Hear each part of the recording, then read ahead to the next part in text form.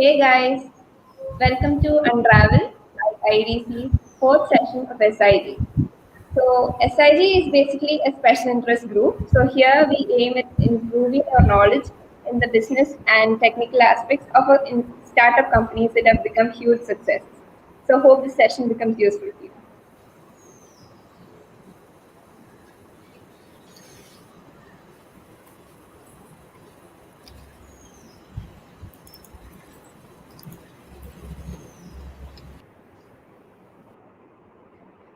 Okay, so today we'll be talking about Flipkart. Does any of you know what Flipkart's tagline is currently? If you do, drop it in the comment box.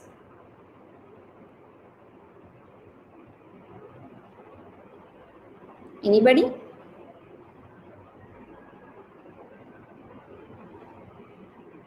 Just give it a try.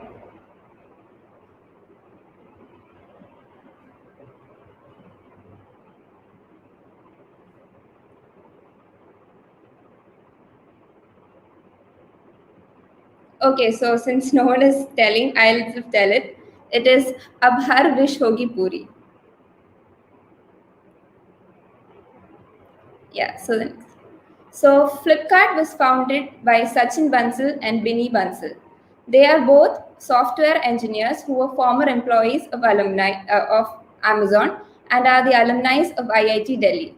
So when smartphones started coming into the image, they used this to start a new internet shopping platform that elevated India's shopping experience to the next level. Thus, Flipkart started off in October 2007 in a small apartment in Karnataka with only a small investment of 4 lakh rupees. How it all started. So, initially, when they started as an online bookstore that had countrywide shipping. So Flipkart slowly grew in prominence and started receiving over 100 orders per day. By the end of the 2009 financial year, they managed to sell books worth 40 million rupees. Initially, most vendors were highly skeptical and didn't trust their business model, but they remained persistent and managed to convince some investors. Next slide.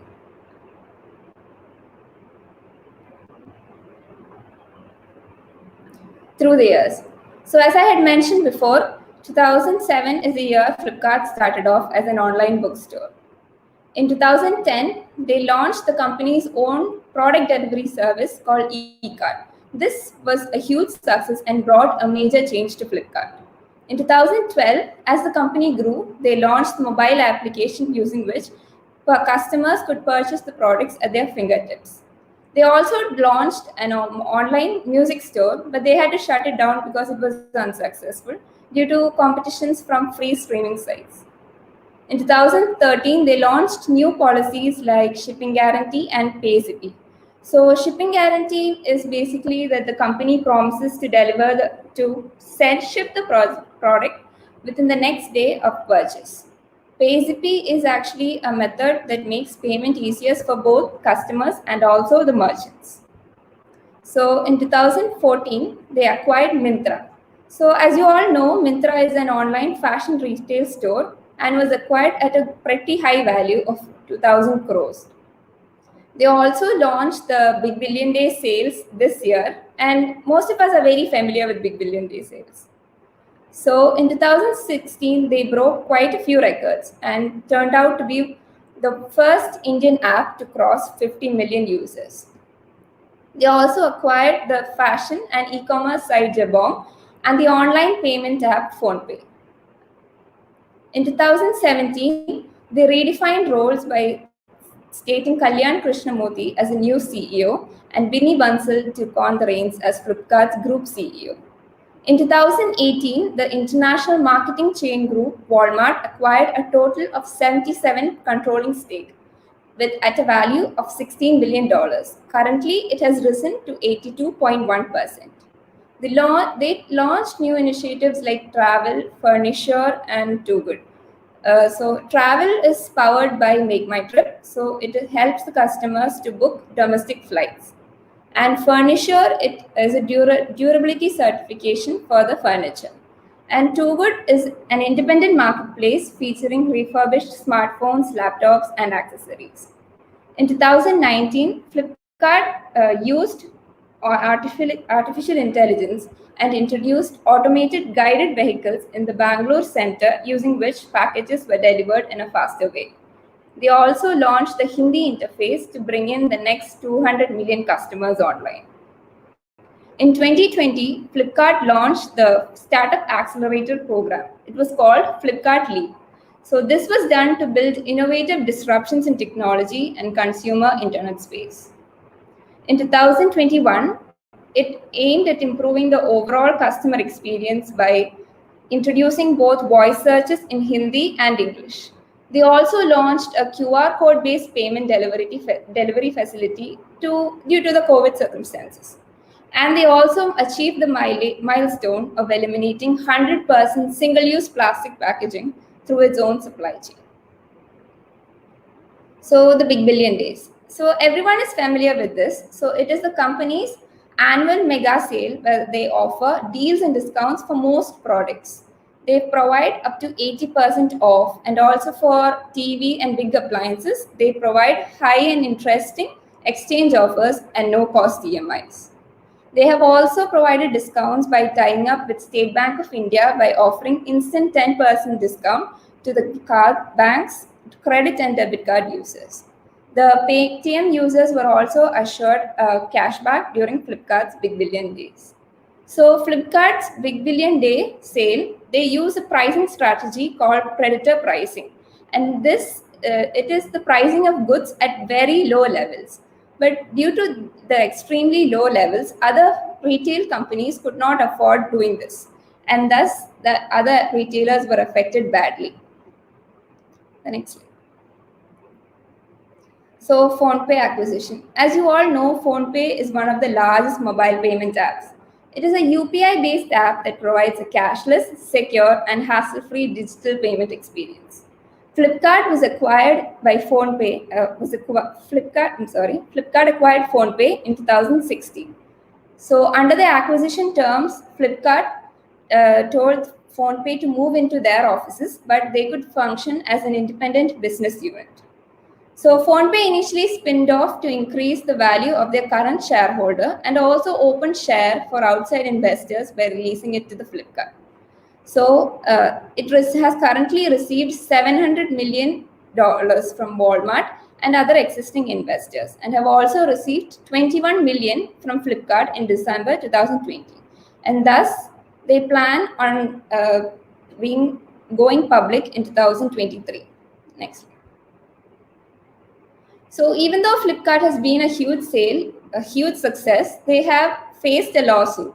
So in 2012, Flipkart was alleged for the violation of the Foreign Direct Investment Regulation of the Foreign Management Act of 1999.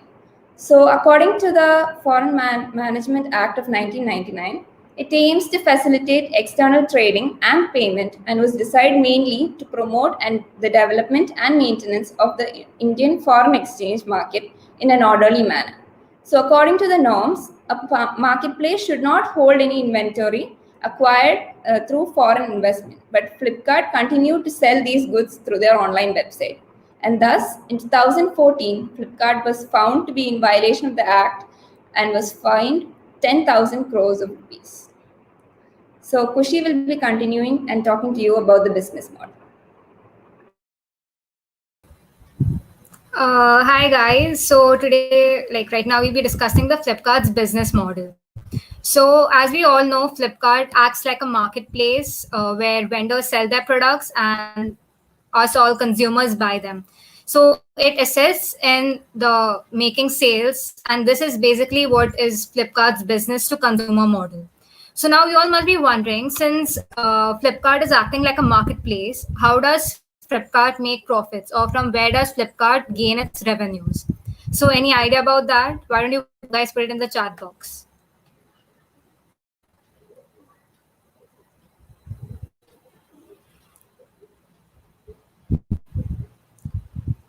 Anyone? How does Flipkart generate its profits, or from where does Flipkart gets its revenues?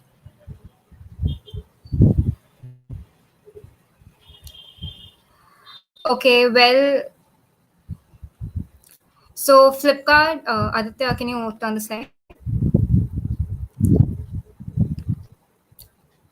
So Flipkart's revenue model is basically revenue models are those in which it basically tells how a company generates income and what are the different sources of income for the company.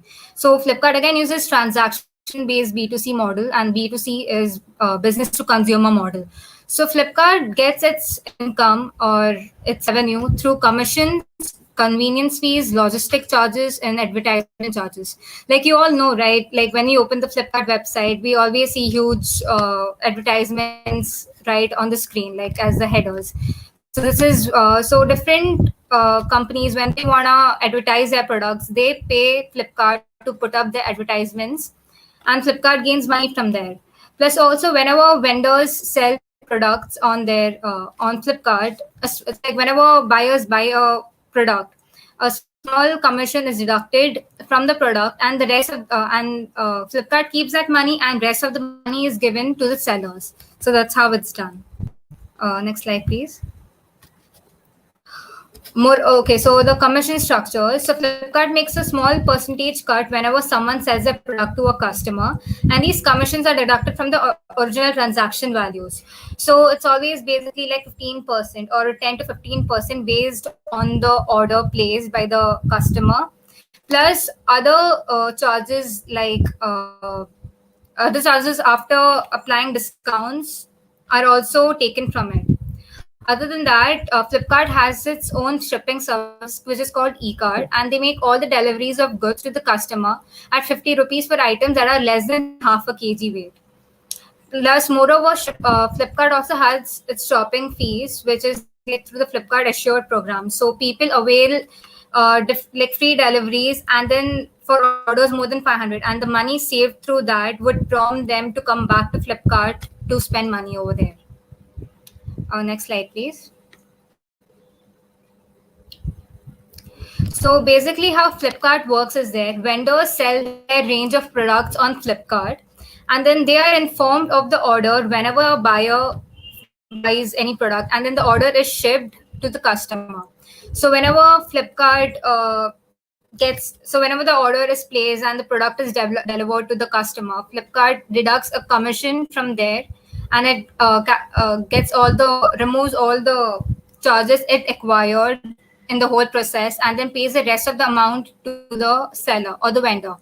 And then Flipkart also takes the help of social media platforms for their extensive promotion of the products. So like Flipkart is pretty active on Instagram, Twitter, LinkedIn, etc. Next slide, please. So Flipkart has raised a total of $12.6 billion and a funding of over 25 rounds. So, and the latest funding was raised on July 12th, 2021 from a private equity round. So now let's understand what a private equity round is. So before diving into that, we'll first know what a private equity is. So private equity is the ownership or the interest in an entity that is not publicly listed or traded. So a private equity firm is an investment management company which would provide financial backing, and it would also make investments in the private equity of startup or operating companies through a variety of loosely affiliated investment strategies. So private equity round is basically led by a private equity firm or a hedge fund, and then the round is typically generates more than $50 million, and it is comparatively less riskier investment because the company is already firmly established. Next slide, please. So now is the next question. Which company has a majority stake in Flipkart? This has been already answered in one of the previous slides. So let's see how much you guys have understood from the whole presentation. So actually, to give a hint on this, the company which has a majority stake in Flipkart, that is actually an American MNC, a retail MNC company. And it is a huge chain of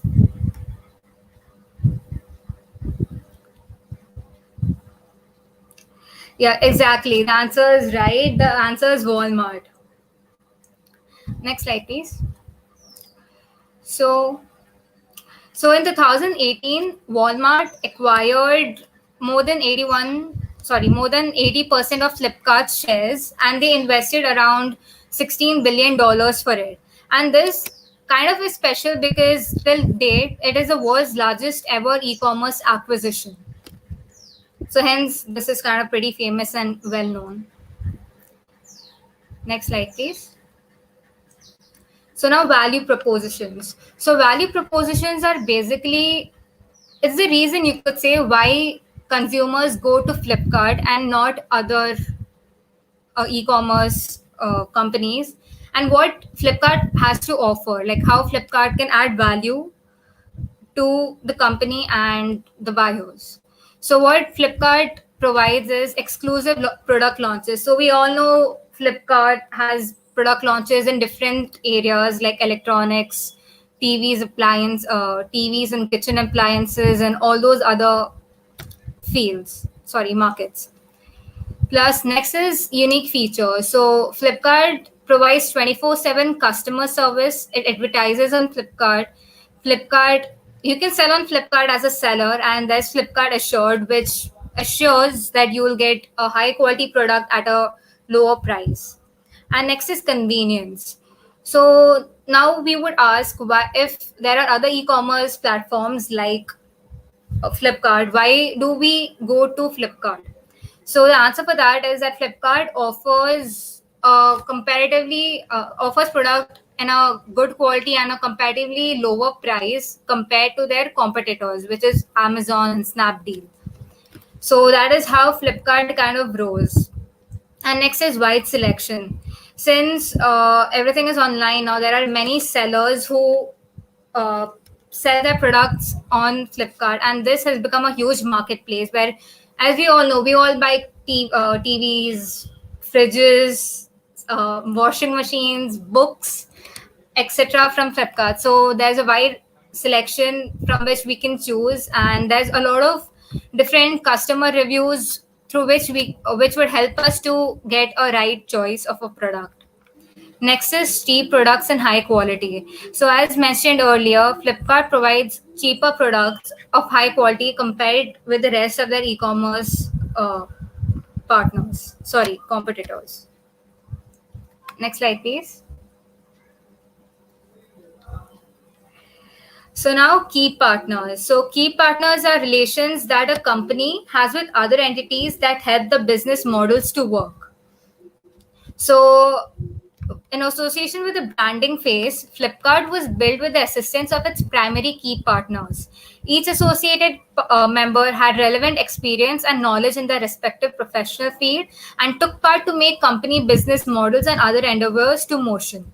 So some of them are publishers and authors, subsidiaries like Myntra, Jabong, PhonePe. Then there's Walmart, and then sellers, manufacturer and distributors of products, and payment partners. So diving a bit deeper into them, Flipkart was originally launched as a book buying platform, as everyone knows now, and it offered a wide selection of book and ebook for readers to select and purchase.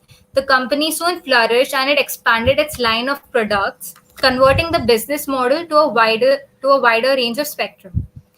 And next is subsidiaries. So Flipkart subsidiaries provide a wide range of products to generate additional revenue with higher profit margins. Most of these subsidiaries were launched prior to achieving the financial goals through their financial investors and capital startup grants. Next is Walmart. As already mentioned above, Walmart owns more than 80% of Flipkart's shares. And yeah, in 2018. Next is sellers, manufacturers, and distributors of products. So sellers sell their products or services in Flipkart through means of store presence on the Flipkart platform. Flipkart is responsible for delivering the goods, but however, the supply chain of the products or services are directed by the suppliers or the sellers end. The sellers are responsible for fulfilling the orders that the sellers claim to sell or promote. Next is payment partners. So Flipkart has partnered with different banks and credit card e-wallet companies to offer secure payment services on its platform. Next slide, please.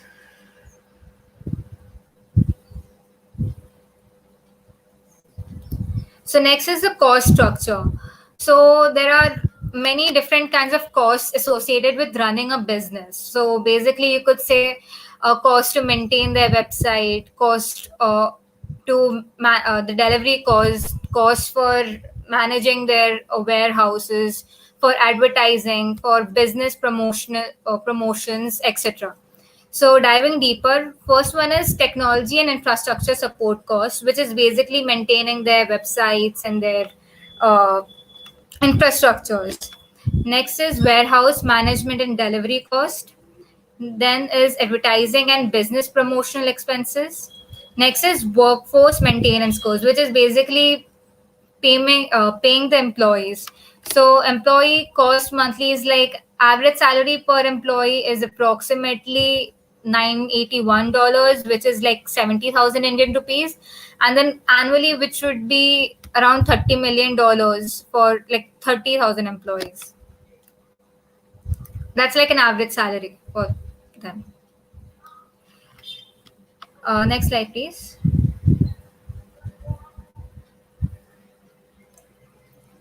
So Flipkart's marketing strategy. So Flipkart has always shown their best quality service, and Flipkart has mainly grown its business through digital marketing strategy. So now let's discuss their strategy and how they convert their one-time customers to loyal customers, and how Flipkart manages to increase the number of its customers. So first is target audience. Next slide, please. One is target audience. So Flipkart targets anybody who serves the internet and who does not have time for shopping. So you could say 75% of its audience is between the age groups of 16 and 55 and different demographic backgrounds. And it also lays focus on people seeking variety and who prefer an experience like of a hassle-free shopping approach from home. And it tries to expand its services to every location in the country wherever the deliveries are possible. Next is the search engine optimization or SEO. So Flipkart, being the largest online retailer in India, has worked immensely on optimizing its platform to rank on the search engine. So every time someone searches for a product, Flipkart appears among the top 2 results, and it's possible because of Flipkart has put a lot of effort into its SEO. Next is keywords and URL. Flipkart checks the top searches of people, and it takes the top keywords and it creates a web page URLs of them. So this is a good strategy for Flipkart to ensure its website ranks. And Flipkart gets backlinks from over 9.8 crore unique domains, which is simply amazing. All of these backlinks work as a backbone for Flipkart in ranking number 1 on the search engine. And moreover, backlinks for Flipkarts have increased rapidly over the time. One of the other main points is site speed. So for search engine optimization, site speed is important, as for every additional 0.5 seconds it takes to load your site, it drastically increases, or you could say with every addition of 0.5 seconds, it decreases the percentage of visitors to your site. Next is keywords on web pages. Keywords that include the previous slide. Keywords on web pages. Keywords that include product names and phrases like best price tell the search engines that these pages have the content related to these search queries. Next is Flipkart's social media strategy. When it comes to Instagram, Flipkart has several accounts for different things, like a proper dedicated account to tech, clothing, and others. So when it comes to businesses, be it for a product or different services, the key highlight point for the customers is feedback and customer reviews. So Flipkart has given special attention to those by having a separate account which focuses just on customer story named as Flipkart Stories. Next is collaboration and celebrity marketing. So Flipkart is known for its collaborations. It also invests heavily in star power and celebrity marketing. Flipkart keeps collaborating with various famous figures from time to time like Ranveer Kapoor and Alia Bhatt. Next slide, please. So these are the different campaigns which Flipkart holds. One is the frequently bought together. So Flipkart allows to understand and study customer behavior, and they keep in mind that they have started a series of Flipkart bought together. In this, based on the customer behavior and purchase pattern, Flipkart shares the items which are frequently bought by audience from their app. So it's basically that they group together the frequently bought items and they mention that. So other than that, there are other campaigns like Flipkart Kid Adults and Twitter strategies, campaigns, multi-purpose purchase, special occasions, Flipkart's VR campaign, fun engagement activities, and paid advertising. So diving deeper into Flipkart's VR campaign. So Flipkart stepping in. So since we're all stepping into a world of artificial reality and virtual reality, we've slowly seen the impact and use of filters by brands for Instagram stories. So Flipkart is always up and ready when it comes to adapting new technologies, and Flipkart has discovered the right opportunity to make the most of VR technology by adding it to the Big Billion Sale. So there's no doubt that Big Billion Sale has campaign has contributed massively to Flipkart's marketing success, and then they were able to attain the goal much effectively with the advanced VR technology. Next, so the next slide is about the COVID strategies. So since it's pretty well, like everyone's suffering from COVID, and since everything is turning online these days, this has kind of increased people using online e-commerce stores and other things like payment apps and all to get everything done. So there are so the COVID strategy by Flipkart was first one was no contact delivery process, in which they would just deliver the items, and they would take special care that there was no contact with the orders placed, which means that they would ensure safety measures like like using gloves, wearing masks to ensure that COVID is not spread much. And then Flipkart also partnered with Uber and Meru cabs to get the essentials safely delivered to its customers. So Flipkart, in collaboration with Walmart, donated medical supplies worth 46 crore. And Flipkart's Smart Buy campaign launched hand sanitizers and surgical masks to ensure that there is no shortage in the battle.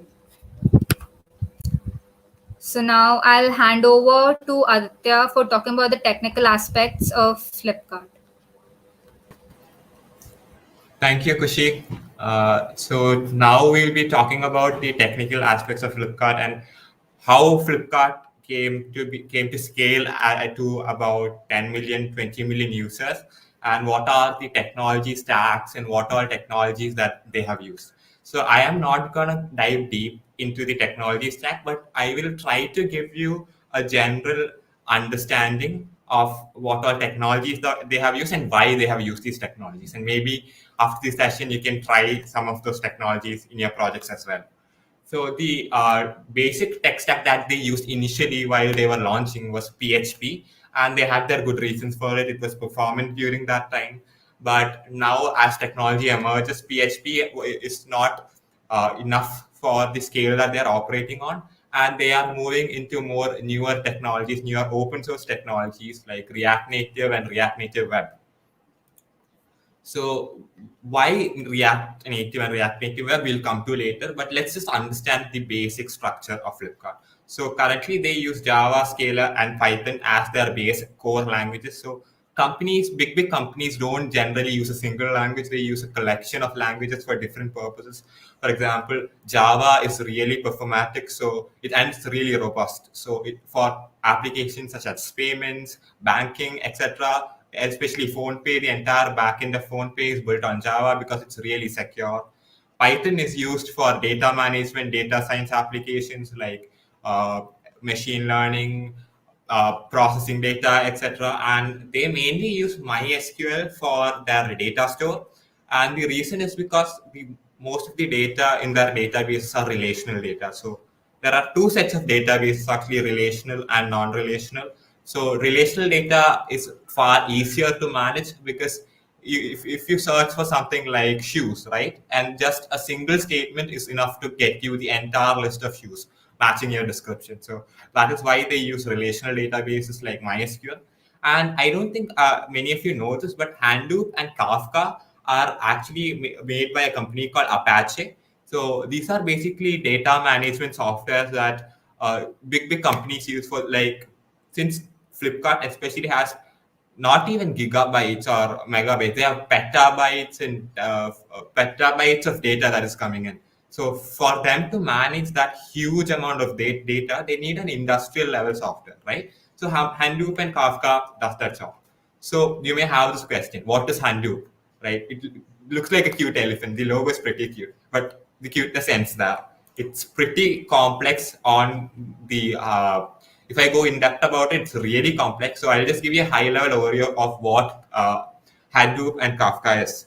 So here you can see that you have your request. That is you as the user requesting for something on the site. For example, I go to Flipkart and say I want shoes. Okay. So that basically triggers an HTTP server. So it's just like you browsing on the web searching for shoes. That is essentially an HTTP request, right? And if it is actually a valid search query, it goes to Kafka. But if it's not, it gives you an alert saying no products found. So that basically eliminates that. So what is Kafka? Kafka essentially takes in these queries coming from millions and millions and millions of people at a time. So imagine millions of people requesting different things.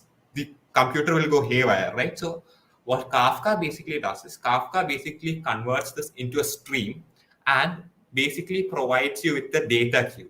A data queue is essentially these requests queued up one after another. So it becomes easier for the machine to process these requests. So Kafka basically segregates these data into similar groups. Say if I'm searching for shoes is one, clothes is another group, electronics is another group, and then it basically segregates that data into different groups. So that's essentially what Kafka does. And then it passes on to a load balancer, which basically the segregated requests, right? It has to go somewhere and get processed. So that is why it goes to a load balancer, and from that load balancer, it goes into multiple services. So that is where Hadoop comes in. So these data, right? So for example, I talked to you about shoes. So even within the category shoes, there might be millions and millions of requests. So we need to process that. We need to understand what those requests are.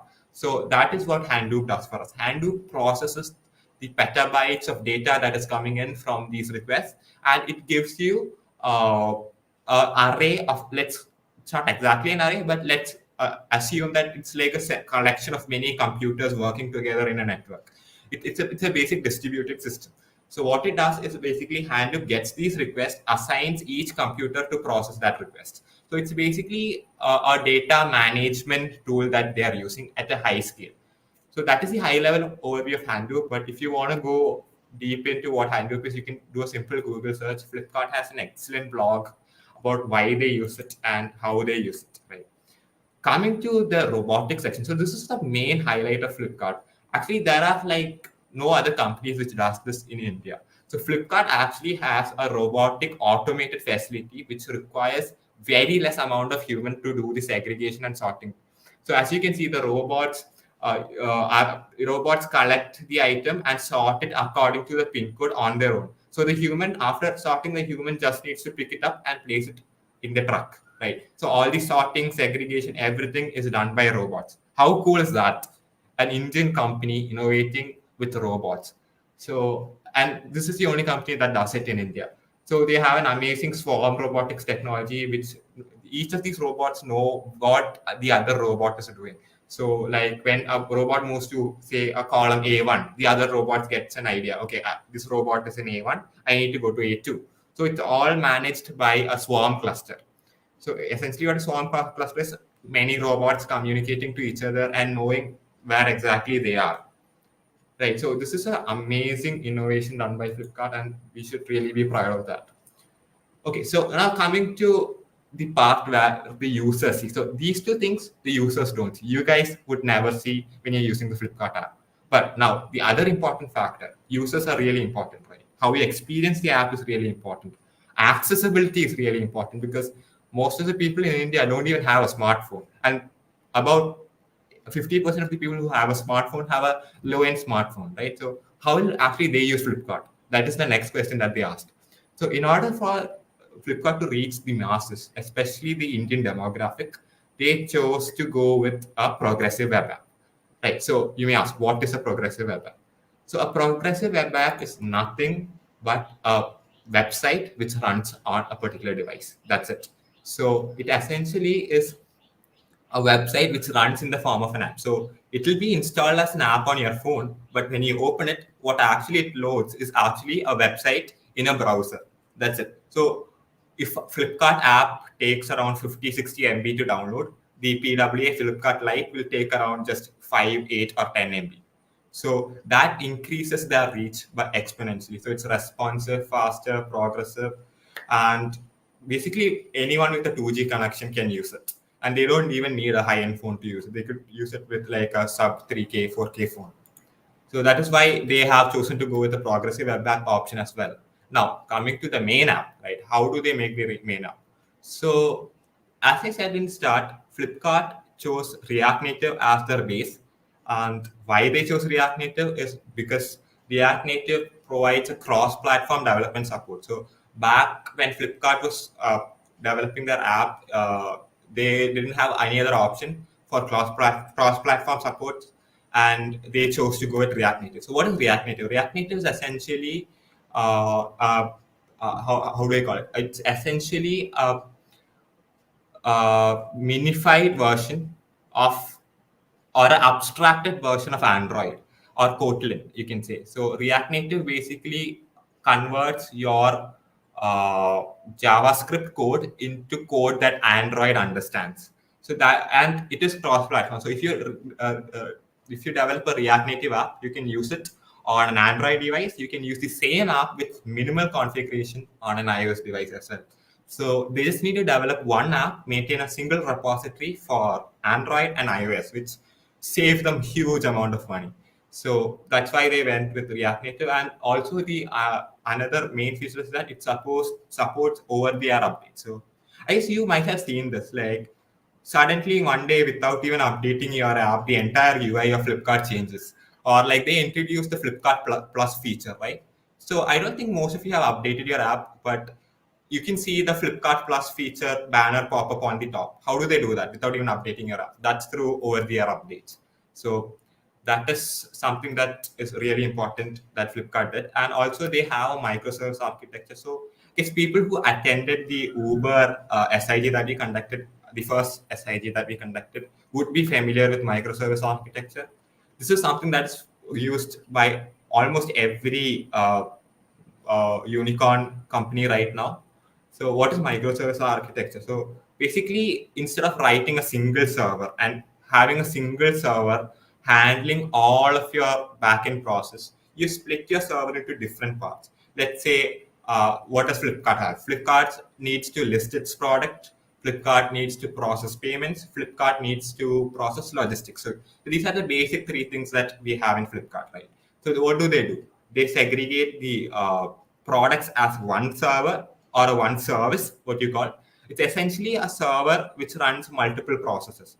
You segregate payments as another service, you segregate logistics as another service. So why do they do that? Because imagine one day logistics fails now. Okay, the server goes poof. Okay, it doesn't exist anymore.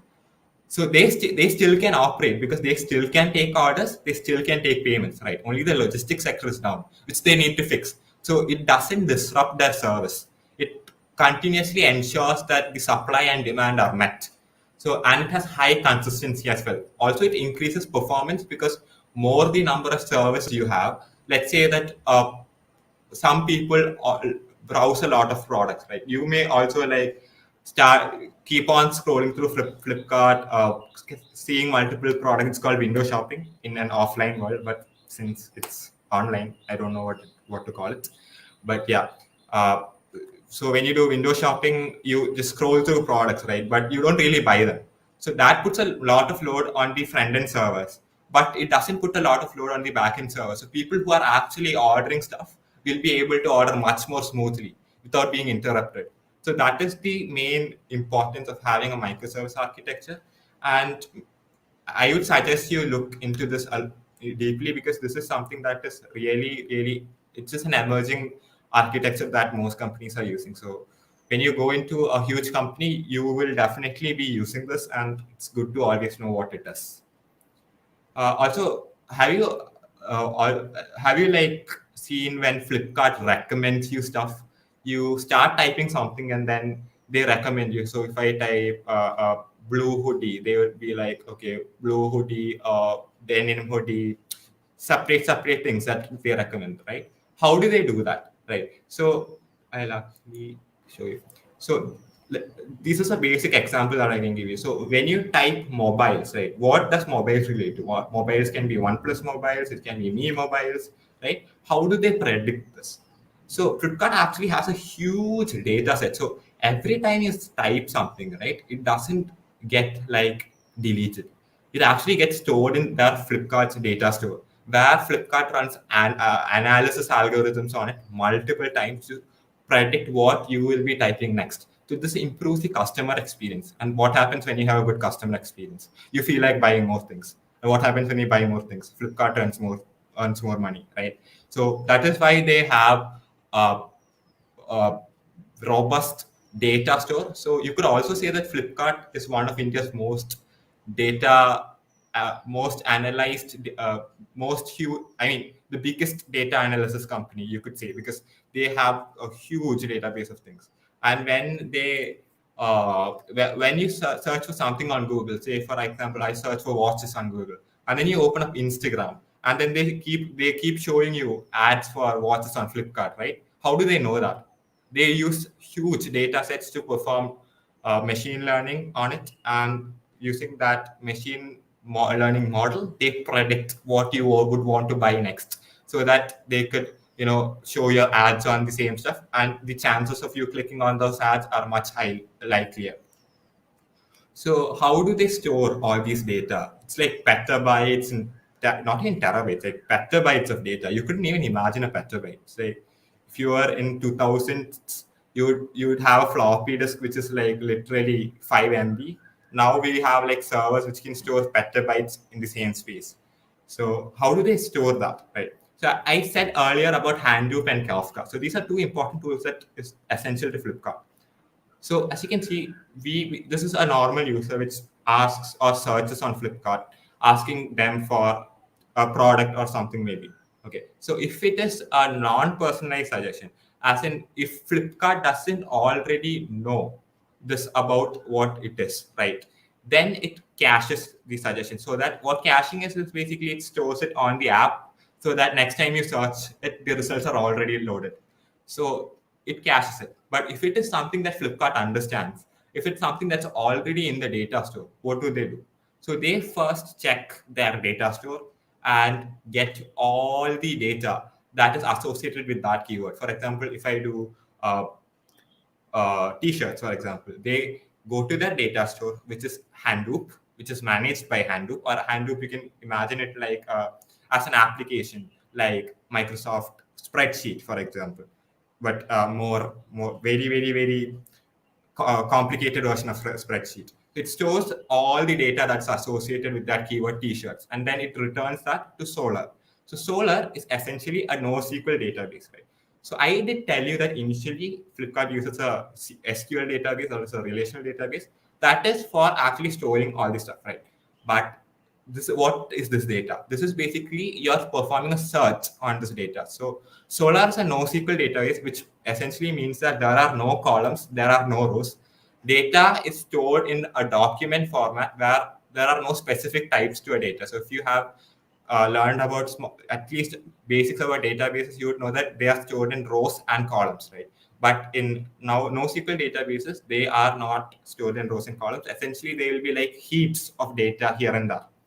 So it becomes easier to index and search. So what do? Is they in Solar, they filter out the keywords that Hadoop has returned, and after they filter out that, they put it through the machine learning model that I mentioned earlier, right? And then they predict which item you are most likely to choose, right? And basically heavy nonlinear model on top of that's essentially jargon for saying that it's a really complicated machine learning model which improves itself. So it uh, basically predicts the next thing that you will be using, and then if it's the right prediction, okay, it will return you these predictions, right? So if you click on the prediction, it will actually store that and say, okay, this user searched for this and clicked on this prediction. Why do they store that? Because essentially what you are doing is you are helping the machine learning model train itself.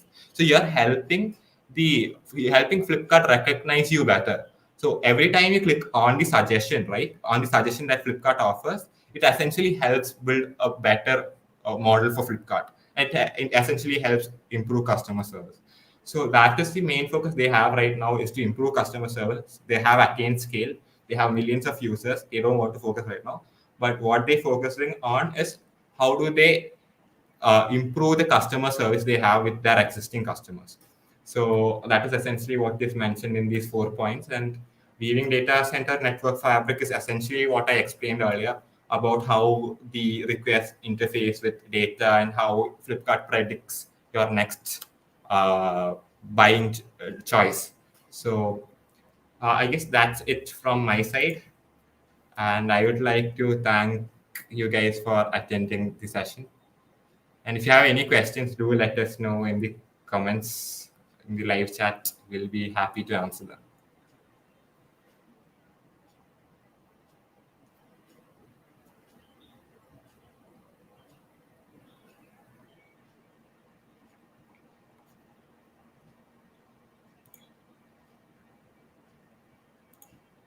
Any questions, guys? Feel free to ask.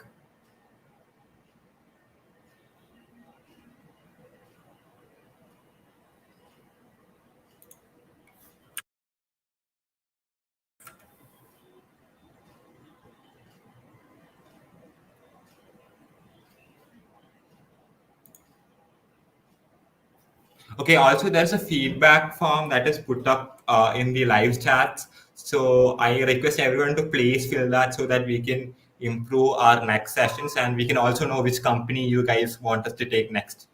And if there's any general feedback that you can give, then definitely do give us your feedback and constructive points so that we can improve our sessions from the next one onwards.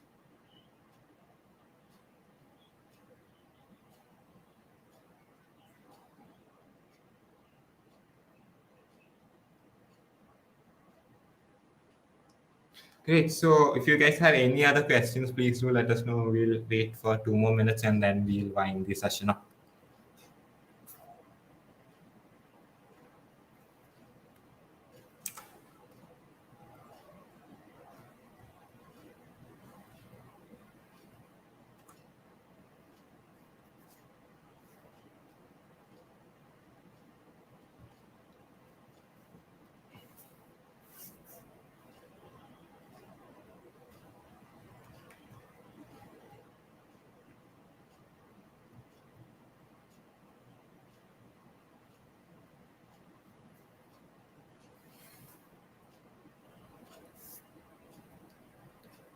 Also, one more thing is that I would like to thank Vishnu for being the host for the session. He hasn't come on screen. Vishnu, could you come on screen? Yes, so he has been managing the entire session behind the screens, moving people around, seeing the chats.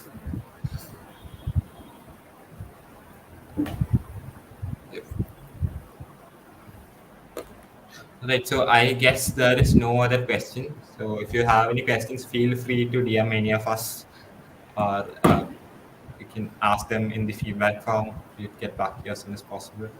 So, guys, thanks a lot for attending the session. Bye.